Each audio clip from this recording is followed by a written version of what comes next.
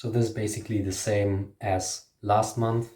Again, there will be a playlist with my favorite song from each of these albums in the description, except for a few albums which just have one or two super popular songs. So I just said I don't have to introduce you to these songs, so I'll rather just put another song that I like from that album in the playlist.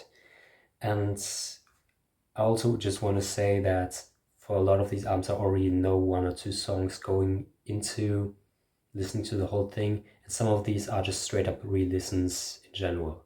So yeah, that's that. And now let's start with the first one. Very ethereal. This is like the music that plays in the background when you're watching a documentary about galaxies. So this is what it sounds like if you just won producing. You just won it, the whole thing. Played the game all through, defeated the end boss. Perfect. So I love Dummy, but for this one I feel like they just ripped out a lot of the melody parts and it's mostly just the beats and maybe like the singing. But still, I don't think there's anything that makes me feel as cool as listening to Portishead. This band is just so dynamic. They can like switch from noisy, fast, harsh passages to then slower and more silent passages effortlessly, and pull both of them off so well. And the title track for me is probably my favorite example of this. In terms of the sound, this reminds me a lot of Unknown Pleasures by Joy Division, but like a version of that just expands on like the parts of it that make you feel uneasy. I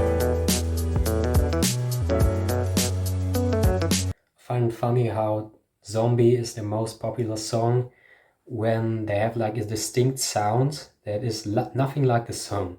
I think Dreams and Linger are much more representative of how they sound. And God, they're so beautiful.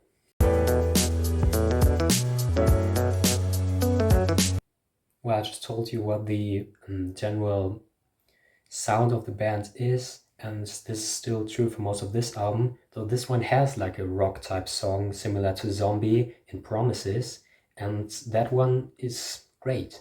So if they do rock songs, they don't miss, and they also don't if they do anything else.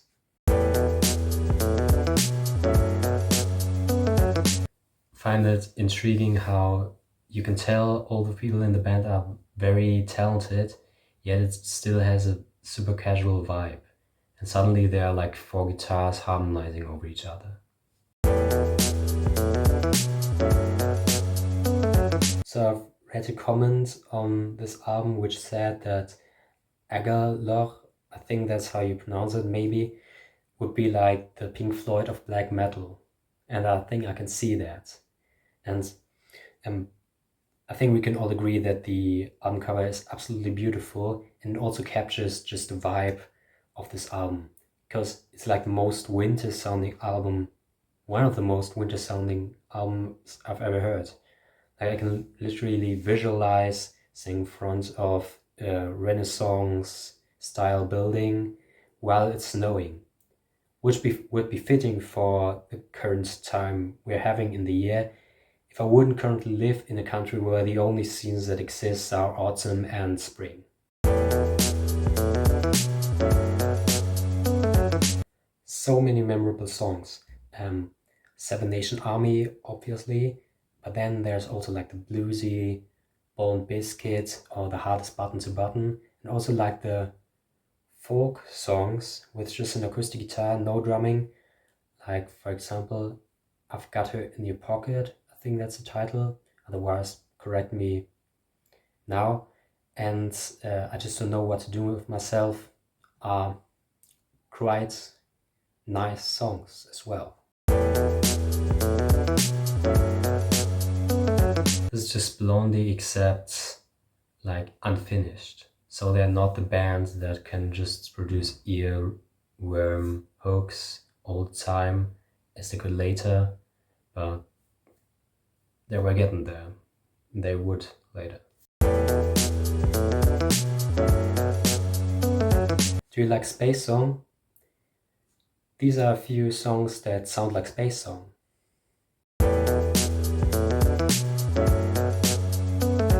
Do you like Space Song? These are a few songs that sound like Space Song. And Space Song itself. Okay, I have literally no idea how I missed this. She's super big in Germany, and this probably was a very big thing there that I just didn't notice. And I don't really like doing this, but I think I should have included this in my top 10 albums of last year, at least as an honorable mention, because it's just banger after banger after banger. Great. I don't really know what else to say about this except it's just very good. So I'm actually gonna make a video about this album, and because I plan which video will come out when, I can tell you that this will come out on the last day of March. At least that's when I'm planning to do it. And just the fact that I want to do a whole video just on this album just gives you an idea of how I feel about it, I think.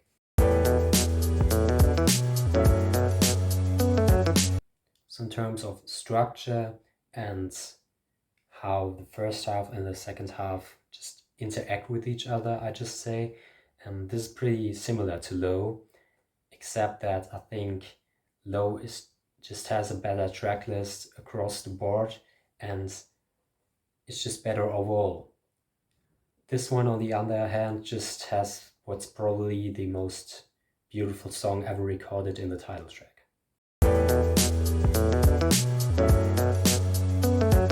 I Know You is such a beautiful song. And that's all there is to say about this album. Again, this time it's Aaron Dessner, and he also won producing. And also, did you know Aaron Dessner, who's like the guitarist and, as I said, the main man for producing, he also produced the 2 folk albums that Taylor Swift did in 2020, which also include my favorite song of hers, Willow. And yeah, he did that. Also, the drumming is brilliant. It's outstanding, I'd say. So a few weeks ago, I wore my Sonic Youth shirt, or my shirt for one of their albums, Goo, from 1990, and someone approached me and told me that he liked my shirt because he's also a fan of Sonic Youth. So I asked him back which songs he liked, and he said, well, I only listen to the albums. And for other bands, you'd be like, how do you consider yourself a fan then? But for this band, this makes absolutely sense, because I feel like the albums have their own character, but the songs don't really have that much. From all the albums I've listened to, this is the most true for this one, for Sister. Because I feel like I like listening to the album, but there aren't any songs that really stand out from the overall experience.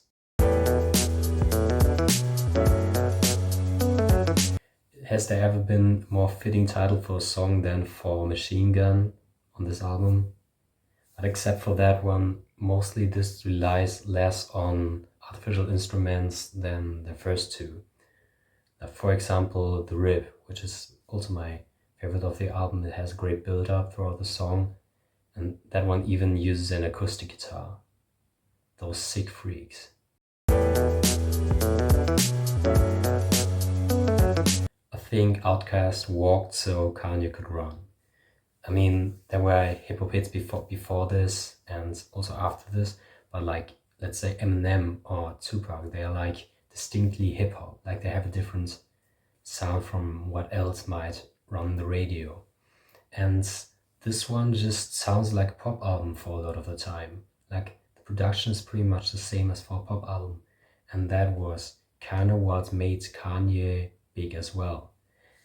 But saying that this album walked would be far from the truth. I mean, this had hits like Miss Jackson, for example, and I had completely forgot what an absolute banger of a song that was.